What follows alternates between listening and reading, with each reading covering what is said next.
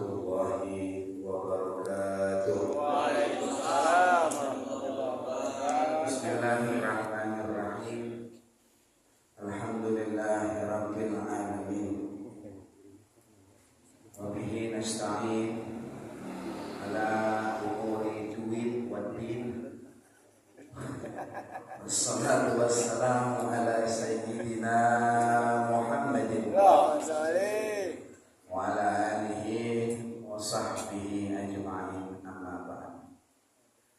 Wa qala Allah ta'ala fil Qur'anil Karim wa huwa asdaqul qailin. A'udzu billahi minasyaitonir rajim. Yarfa'illahu alladziina aamanu minkum walladziina utul ilma darajat. Wa qala Rasulullah sallallahu alaihi wasallam, talabul ilmi fariidatun ala kulli muslim, wa fi riwayah wa muslimatin al hadits atau kama qala Rasulullah sallallahu alaihi wa alihi wasallam. Hadratal muhtaramin, yang sama-sama kita hormati guru kita yang pada malam hari ini berhalangan hadir karena beliau sedang kurang sehat, Bapak Kiai Haji Dr. Andes Hanafi ibn Al-Maqurra Kiai Haji Ahmad ibn Guru Ali. Kita doakan mudah-mudahan beliau Allah Ta'ala sehatkan kembali badannya, mengangkat penyakitnya, segala sesuatu ilmu yang diberikan kepada kita semua Allah jadikan ilmu yang manfaat, berkah dunia dan akhirat, amin ya rabbal alamin. Juga pada guru kita yang hadir pada malam hari ini tadi yang telah memberikan sambutan, yaitu Ustaz Waris Nawal Ihsan ibn Kiai Haji Ahnafi ibn Al-Maqurlah Kiai Haji Ahmad ibn Guru Ali. Juga hadir guru kita Ustaz Al-Haj Taufiqur Rahman ibn Al-Maqurlah Kiai Haji Mustafa ibn Haji Abdul Hadi. Kita doakan Allah bituli hayatihima wa nafa'ana bi ulumihima fid dini wad dunya wal akhirah, amin ya rabbal alamin. Juga kepada ketua pengajian Majelis Taklim keliling malam Rabu dan ketua musholah DKI Musalah Al-Ihsan Al-Ustaz Al-Haj Wardiyatullah SAG, sekaligus ketua RW 04 hadir juga, ketua RW 09 Bapak Hidayatullah Esos, dan para tokoh masyarakat, para sesepuh, ketua RT yang mohon maaf Al-Fakir tidak sebut namanya satu persatu, namun tidak mengurangi rasa ta'zim dan mahabbah. Mudah-mudahan kumpulnya kita pada malam hari ini pulang membawa keberkahan buat kita semua. Allah senantiasa meridhai segala amal kita, amin ya rabbal alamin. Ma'asyiral muslimin rahimakumullah. Adanya tawakupan atau penutupan sementara pengajian itu, kalau kita boleh buka sejarahnya, ada di dalam kitab Tathbitul Fuad, manaqib daripada Qutbul Irsyad Al-Habib Abdullah ibn Alwi Al-Haddad, bahwa di situ dikisahkan ada seorang muridnya, santrinya Habib Abdullah Al-Haddad. Itu beliau mau ngaji di bulan Ramadan sama Habib Abdullah Al-Haddad. Kemudian saat bertemu dengan Habib Abdullah, itu santri bilang begini, "Guru, saya mau ngaji ini ntar Ramadan sama guru." Dia bawa kitab Majmu' Syarah Muhadzabnya yang dikarang oleh Imam Nawawi, Imam Muhyiddin Yahya bin Syaraf An-Nawawi. Dia mau ngaji kitab Majmu', saudara. Kata Imam Haddad bilang begini, kalau datang bulan suci Ramadan tutup kitab.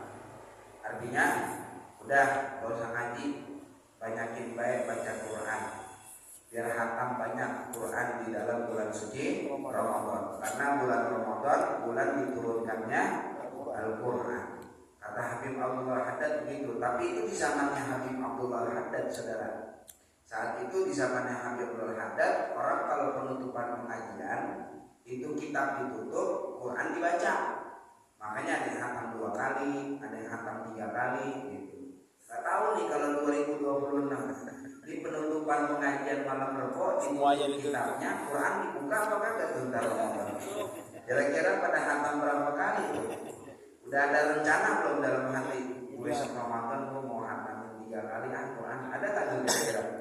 Kagak ada. Kira-kira mah ngaji libur. Quran kita kagak buka. Maka banyak daripada guru meskipun bulan Ramadan masuk ngadain pasaran. Biasanya tetap ngadain ngaji kitab. Kalau itu ngaji kitab juga itu ngaji pasaran. Ya, barangkali kalau seandainya tutup benar-benar kagak ngaji, nah santrinya akhirnya pada kagak mau baca Quran, akhirnya waktu yang digunakan sia-sia. Maka dari itu beberapa guru tetap buka pengajian untuk memanfaatkan waktu para santrinya, para muridnya agar tidak terlalu terbuang-buang. Saudara yang dimuliakan Allah Subhanahu wa taala, maka saya harapkan setelah penutupan pengajian ini, meskipun ngaji udah ditutup sementara, maka nanti bulan Ramadan mudah-mudahan kita bisa baca Al-Qur'an dengan khatam yang banyak semampu kita. Amin ya rabbal alamin. Saudara yang dimuliakan Allah Subhanahu wa taala, Al-Imam Al-Haddad beliau di dalam kitab Risalatul Mu'awanah beliau katakan, wa'lam, ketahuilah wahai engkau, annaka la tasiru ilal qiyami bimtithali ma farradallahu 'alaika min ta'atih. Engkau tidak akan sampai melakukan suatu perkara yang Allah wajibkan kepadamu daripada ketaatan kepadanya. Wajibina ma haramallahu 'alaika min ma'siyatih. Kau pula tidak akan mampu menjauhkan segala yang Allah Ta'ala haramkan kepada engkau berupa maksiatnya. Wa ilal amali bima syarra'a laka minan nawafil allati tuqarribu ilaihi zulfa. Kau tidak akan mampu mengamalkan amalan-amalan sunnah yang Allah syariatkan kepada engkau untuk mendekatkan diri engkau kepada Allah Subhanahu wa ta'ala illa bil'ilm, kecuali 3 hal tersebut kita bisa sampai dengan ilmu. Jadi ilmu itu saudara wasilah kita, ibarat kayak kendaraan kita buat nyampai pada suatu tujuan. Karena yang Allah Ta'ala tuntut pada kita semua adalah ibadah. Wa ma khalaqtul jinna wal insa illa liya'budun. Tidaklah aku ciptakan jin dan manusia melainkan untuk ibadah kepadaku. Di situ ibadahnya kita kepada Allah bukan tujuan Allah ciptain manusia dan jin, tapi hikmah yang terkandung di dalam ibadah tersebut manfaatnya balik kepada kita. Ada tujuan, saudara, ada hikmah. Kenapa sih Allah ciptakan kita? Oh, tujuannya biar kita ibadah. Kalau bahasanya tujuan, maka Allah mengambil manfaat dari perbuatannya. Sedangkan Maha Suci Allah dari melakukan suatu perkara mengambil manfaat. Allah sama sekali nggak ngambil manfaat.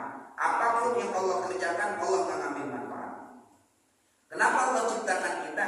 Bukan tujuan, tapi hikmahnya. Kalau hikmah, tujuan yang kembali kepada kita, ya, manfaat yang kembali kepada kita.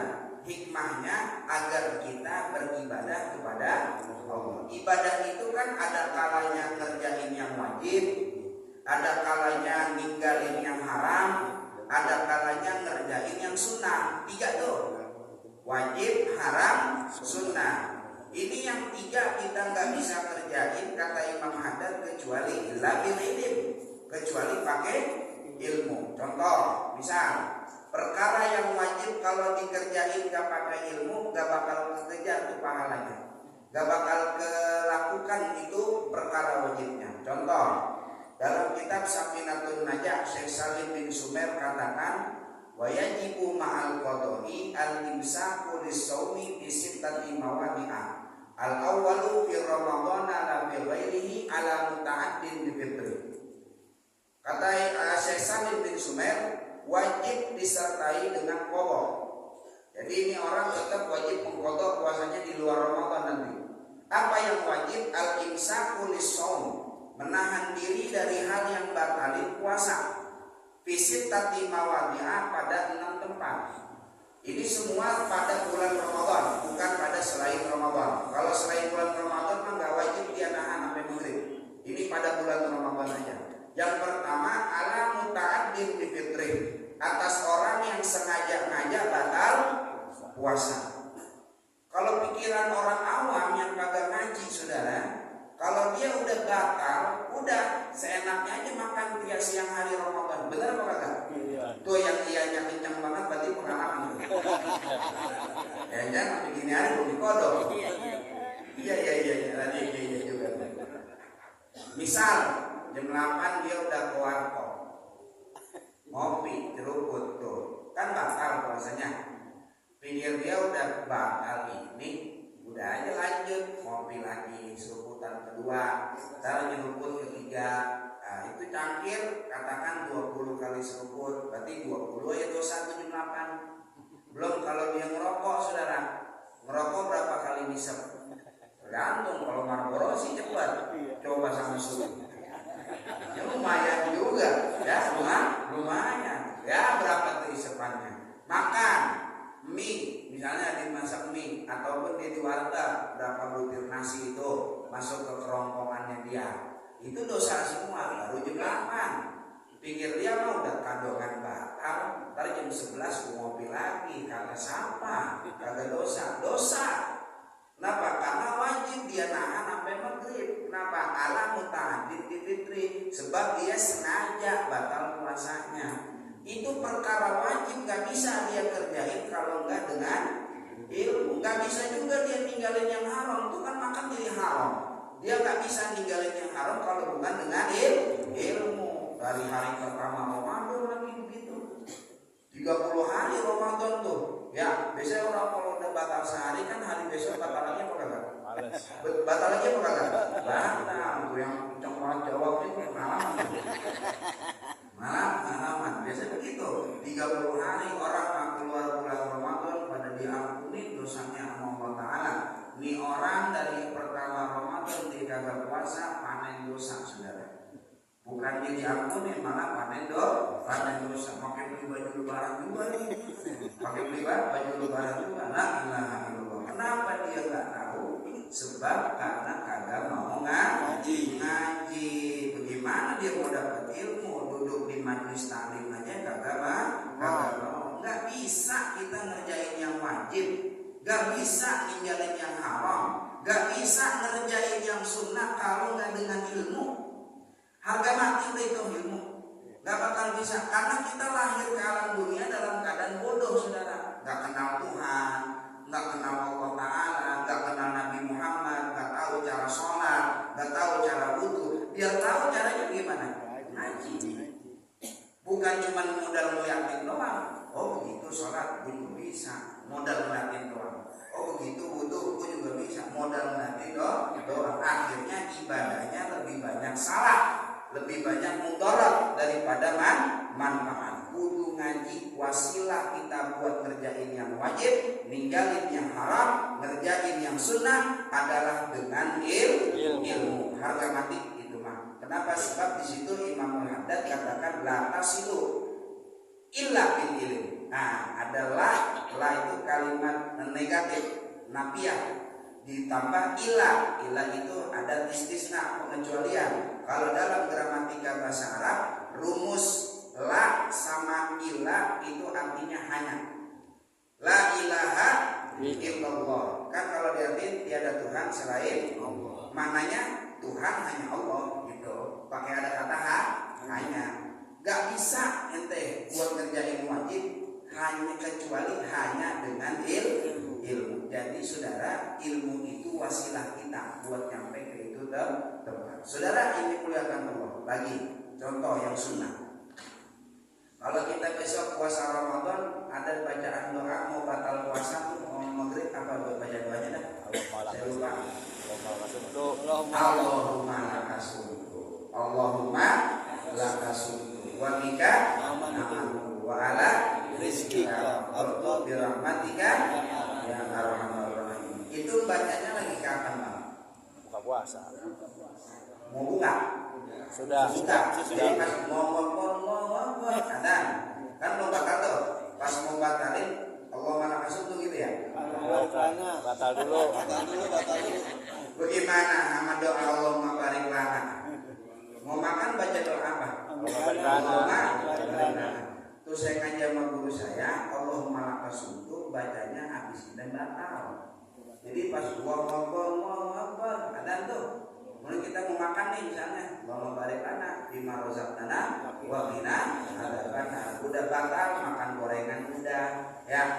Apalagi kalau pakai udah kopi, udah merokok juga, baru Allahumma lakasutu wa bika amantu wa ala rizqika aftartu bi rahmatika ya arhamar. Ini kan perkara sunnah. Gak bisa dia kerjakan kalau dia nggak pakai ngaji. Maka ngaji dari ilmu agama untuk apa? Untuk bisa ngerjain amalan-amalan yang Allah Ta'ala wajibkan, yang Allah sunnahkan, dan untuk meninggalkan amalan-amalan yang Allah Ta'ala telah haramkan. Saudara yang dimuliakan Allah Subhanahu wa Ta'ala, tadi kata Ustaz Haji Wardi dari tahun berapa tuh? 2014, berarti pengajian udah lama ya. Saya yakin dah bapak-bapak ngajinya udah pada dapat, ilmu juga udah pada dapat semua. Cuman bukan cuman ilmu doang yang kita mau dapetin. Kalau mau dapet ilmu doang Bang, nyarinya sekarang gampang. Gak usah pakai hadir kayak gini, di rumah aja ketik, cari di Play Store ada namanya Chat GPT, Chat GPT. Ini yang biasa sering dipakai sama mahasiswa buat bikin skripsi. Dia mah kalau kita suruh bikin skripsi bisa tuh dia. Bikin tesis bisa, bikin disertasi S3 bisa. Tergantung gimana pola dari manusia itu perintah kepada ChatGPT tersebut. Kalau kita mau nyari ilmu doang, gak perlu datang ke majelis ilmu. Karena sekarang teknologi udah bagus. ChatGPT aja download di rumah. Udah, saudara ketik misalnya begini, saya mau belajar tentang ilmu puasa. Coba tolong jelaskan saya dari awal runtut tentang puasa. Itu kalau kita ketik, referensinya banyak saudara. Saya pernah itu ngetes ChatGPT, susah pertanyaannya terkait ada ini Ustaz, koin kita, syarat-syarat yang ada di dalam redaksi matan buat memahami. Dan dia paham, mantiknya berjalan dia, ilmu mantiknya dipakai juga. Alim dia, alim. Iya ChatGPT alim gitu kan? Ya alim lama, asyik ChatGPT gitu. Atau saya Google alim dia, alim kalau mau nyari ilmu doang. Cuman bukan ilmu doang yang kita cari saudara. Mohon maaf, banyak orang cuma ngaji doang kemana-mana. Ilmu didapat sama dia.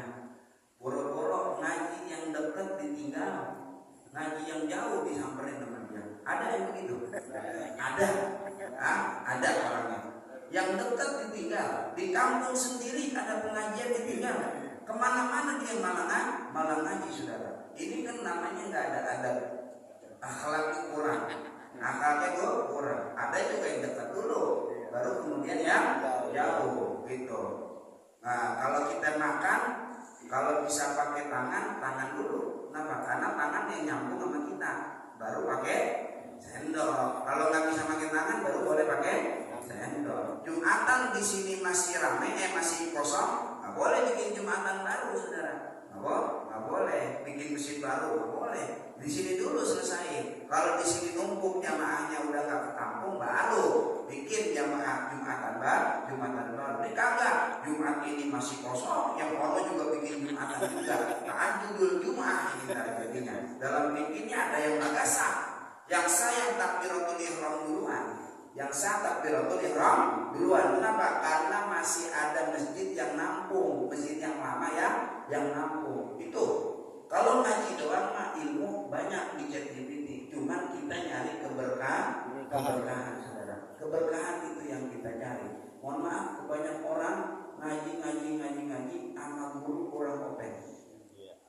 Sama guru kurang open. Mohon maaf, kadang-kadang guru ngajinya itu dia rendahin, dia lebih muliakan orang lain ketimbang gurunya. Ini saya jadi ngomong kayak gini, saya bukan berarti pengen diantuin saudara, enggak. Karena ini gak ada yang ngomongin. Dimana-mana jarang ada yang nyampein. Bukan saya kepengen dimuliakan, enggak. Urusan saya sama guru saya. Urusan antum sama saya terserah antum. Mau muliain mau kagak terserah. Urusan saya punya satu urusan sama guru. Urusan Ustaz Doris sama gurunya. Urusan antum sama Ustaz Doris terserah antum. Antum muliain antum enggak terserah. Ini saya lagi serius ini kalau bercanda ini. Banget.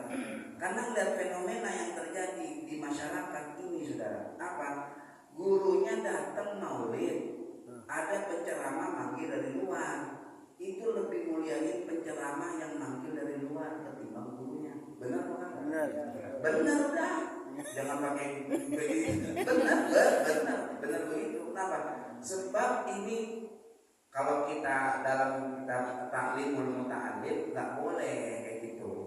Guru kita kan yang ngajarin kita. Ya, tiap minggu dia datang, tiap hari dia datang. Ntar kalau ada yang meninggal, siapa yang baca taklim? Emang tuh penceramah bisa datang? Kan belum tentu. Ini banyak fenomena seperti itu. Terus lagi, gurunya sakit. Kata dia begini, ngaji libur mau apa? Guru sakit, ya mudah-mudahan cepat sehat kan. Saya cepat sehat aja. Dan 2 minggu kagak ngaji, masih sakit guru, masih. Udah mudah-mudahan cepat sehat. Sebulan masih sakit aja, kata dia begini, ganti guru aja, ganti guru, bisa kata ganti guru. Maksudnya apa?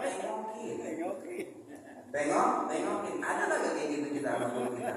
Kagak ada. Guru sakit, mudah-mudahan cepat sehat guru. Udah gitu doang. Begitu doang. Nengokin, kagak. Gimana mau berkah, saudara?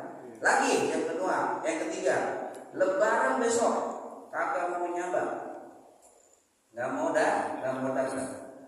Ngaji mah ngaji, Lebaran kagak nyampe. Nah, malas buat gua tuh, mata juga di majlis ketemu sama guru. Jangan begitu, saudara. Datang ke rumah guru kita, ya.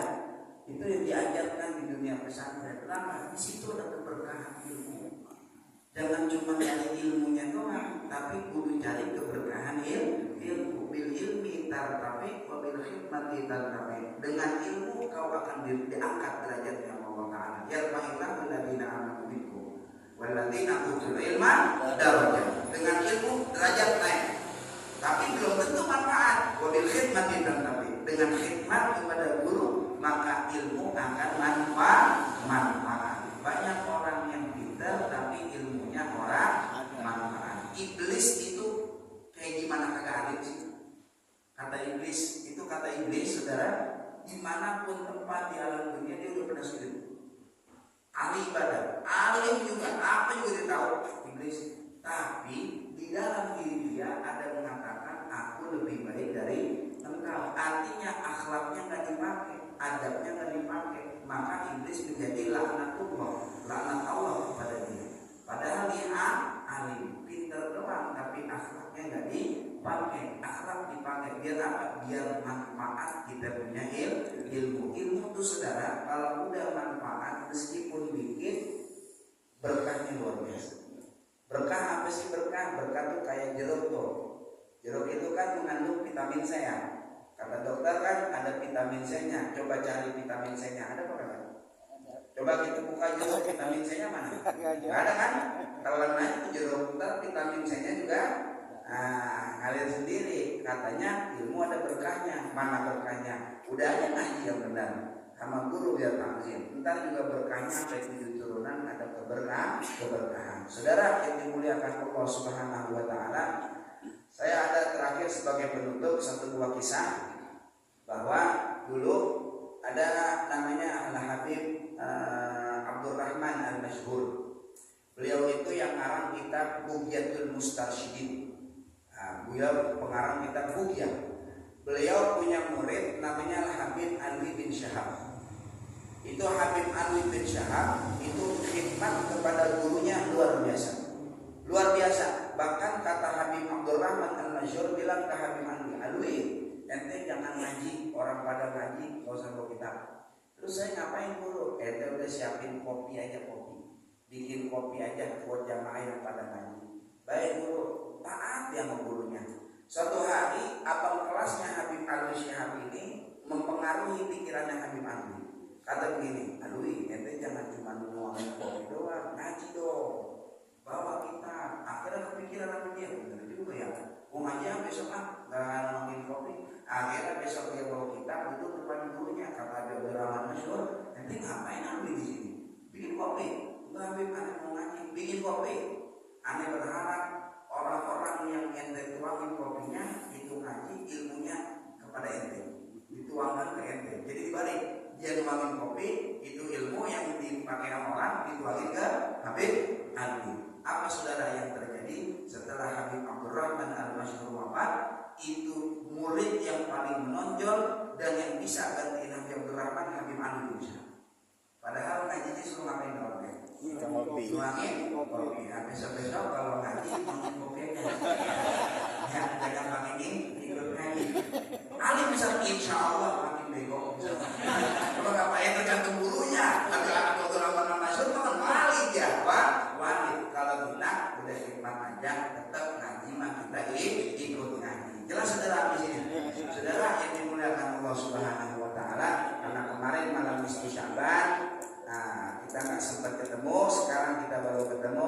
Al-Fakir selama mengajar barangkali ada kesalahan, ucapan, perbuatan, tindakan yang tidak mengenakan hati saudara, bikin gak nyaman hati saudara, mohon dibukakan pintu maaf yang seluas-luasnya.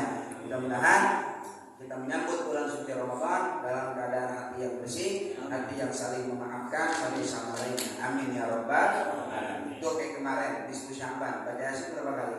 3. Ini kalau orang-orang yang celananya cingkrang itu bilang bid'ah. Bid'ah. Nabi nggak pernah diskusi Sya'ban Yasin 3 kali. Akhirnya kalau bid'ah berarti sesat. Sesat adanya di mana? Neraka. Masa iya orang gara-gara baca Yasin 3 kali masuk neraka? Kan nggak masuk logika, saudara. Ya udah, mana dalilnya sekarang baca Yasin 3 kali tiap malam nisfu Sya'ban? Dalilnya saudara, ini tawassul bil amal saleh. Tawassul dengan amal saleh. Orang Wahabi pun mengiyakan, mengamini. Dia nggak bisa menolak hadis tersebut. Orang Wahabi itu meyakini dan tidak bisa menolak tawassul dengan amal saleh diperbolehkan dalam agama. Sebab hadisnya sahih. Bisa dicek saudara. Ada 3 pemuda terjebak di dalam goa. Nabi cerita. Yang cerita Nabi Muhammad. Mau nggak percaya sama Nabi? Kalau nggak percaya sama Nabi, kira-kira kafir apa kagak? Kafir, nggak percaya sama Nabi. Hadisnya sahih. Ada 3 pemuda terjebak dalam goa. Mulut goa ketutup sama batu gede. Akhirnya di 3 pemuda yang satu doa, ya Allah selamatkan kami dengan berkas yang punya amal soleh. Apa amalnya? Yang pertama bakti yang orang tua. Akhirnya dikabulin sama Allah Ta'ala. Itu batu yang tadi ngalangin pintu goa terbuka dikit, cuman belum bisa keluar, nggak masuk orang. Yang kedua, dia lagi beramal. Apa amalnya? Berdoa. Apa doanya? Ya Allah selamatkan kami dengan sebab amal saya. Apa amalnya dia? Amal dia yang kedua, dia jauhin maksiat. Karena berat saudara, dia pernah suka sama perempuan, sampai sesuatu posisi di mana dia buat berzina itu gampang, tapi dia tinggalin. Kan dia takut sama Allah Subhanahu wa taala. Dia takut sama Allah. Akhirnya buka lagi itu. Yang ketiga, dia dititipin amanah sapi atau kambing itu. Kalau nggak salah saya lupa. Pokoknya intinya amal soleh. 3 orang ini berdoa tawassul dengan amal soleh. Akhirnya itu bisa. Orang Wahabi yang cingkrang-ceramanya ini mereka nggak mengingkari hadis tersebut. Boleh tawassul dengan amal. Yang mereka permasalahkan tawassul dengan orang soleh itu. Kalau amal soleh mereka nggak pertentangkan, boleh. Nah kita baca Yasin, habis baca Yasin kita doa apa kagak? Doanya kita tawassul dengan Yasin. Yasin dari amal soleh bukan?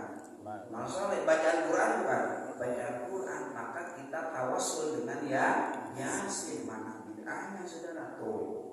Masih gara-gara orang baca Yasin doang, akhirnya masuk neraka. Dan kemarin diskusi Sya'ban, mari sama-sama kita memaafkan satu sama lainnya.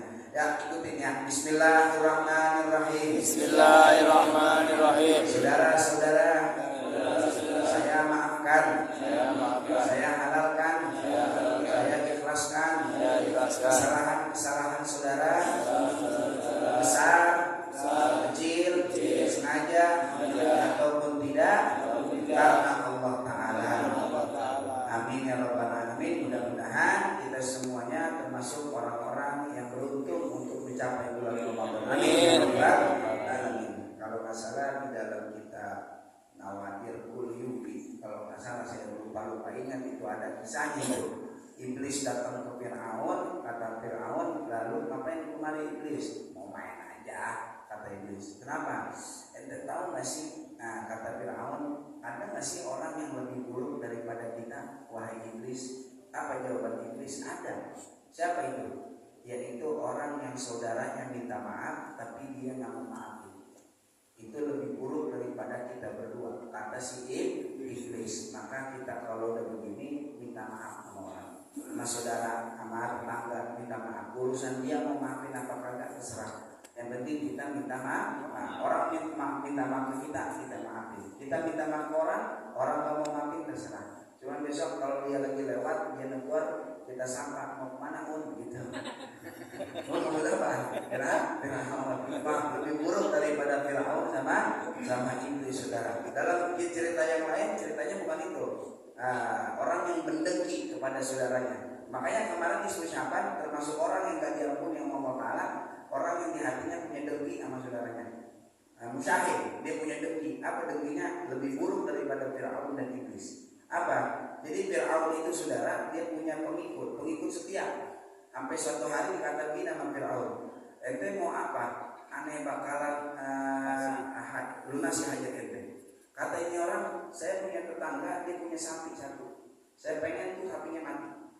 Kata Firaun, nggak bisa. Aneh kalau untuk ke situ, lantaran ini cacat. Reputasi saya, masa saya bunuh sapi? Udah dia kan punya cuma satu sapi, ente hanya bagi 100 gimana? Untung nggak gede? Untung. Tetangga ini cuma berapa? Satu. Dia berapa dikasih? Cepet. Apa jawaban tuh laki-laki? Enggak, aneh nggak mau 100. Aneh pengen sapinya dia mati tuh. Orang udah dengki lebih parah daripada lebih baik. Jangan sampai kita punya dengki sama kita punya saudara. Tetangga beli motor kata kita, malam Jumatnya haji juga deh itu, jagain diri tuh kata kita. Ya, mau apa? Jagain diri dulu. Jangan dengki, doain aja mudah-mudahan. Gitu ya. Dan ini saja saudara kita bakal sampaikan karena tadi kata satu hari walau tua dan kemalaman, ini udah terlalu malam. Saya lihat juga matanya udah kayak zombie semuanya. Ya udah kabur semua. Itu udahin aja. Ya sekaligus dengan penutup doa. Astagfirullahaladzim, astagfirullahaladzim. Bismillahirrahmanirrahim. Alhamdulillah rabbil alamin. Hamdan wa ni'mika bi mazidah. Allahumma shalli ala sayyidina Muhammadin wa ala alihi wa sahbihi wasallim.